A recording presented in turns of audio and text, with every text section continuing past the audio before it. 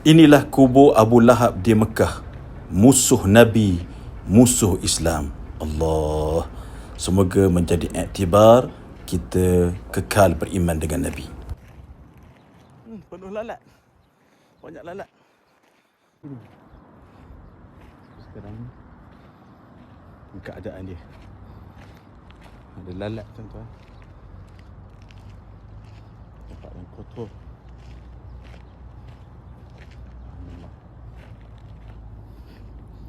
Allah Ta'ala ampunkan dosa kita, mudahkan segala urusan kita, insyaAllah. Amin ya Rabbal Alamin.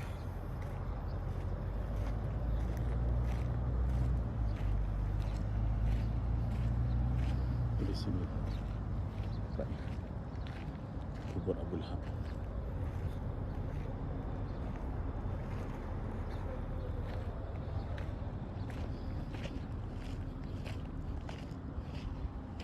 Tengok batunya terbakar. Nampak? Penuh lalat.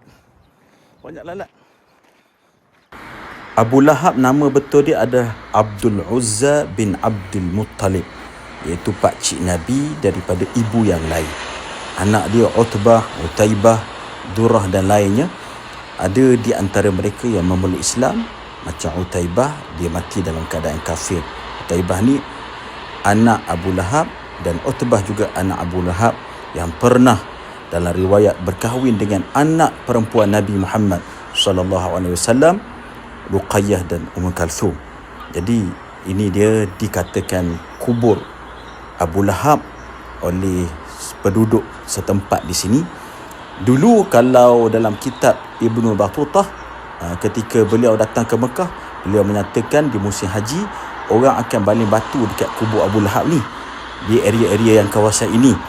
Itulah amalan sebahagian orang. Tapi sekarang tuan-tuan perempuan tak perlu dan tak boleh masuk dalam ni.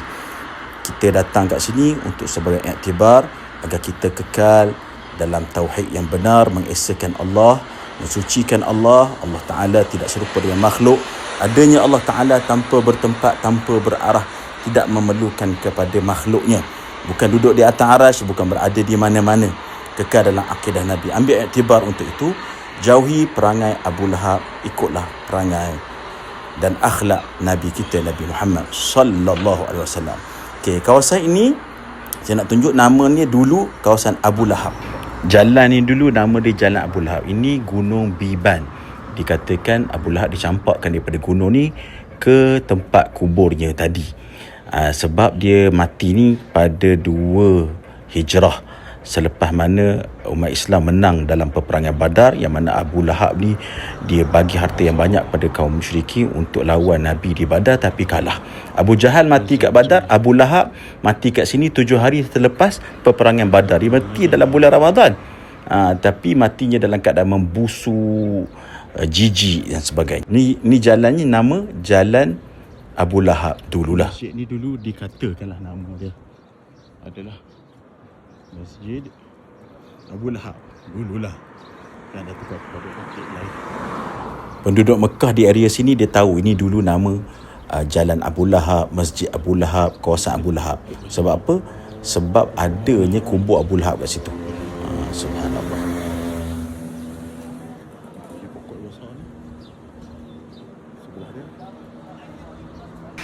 Mengikut kajian sejarawan Mekah, mereka kata ini jalan ni dulu nama dia Jalan Abu Lahab.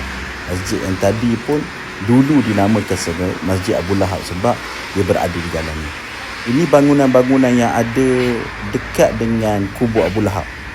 Kedai-kedai yang cuba dibuka tak boleh hidup, mati macam ni. Banyak, bukan satu je, banyak sangat. Sebelah sana pun ada. Jom kita ambil iktibar bersama saya Ustaz Mekah, kaji sejarah Mekah dan Madinah. Allah ada tanpa tempat.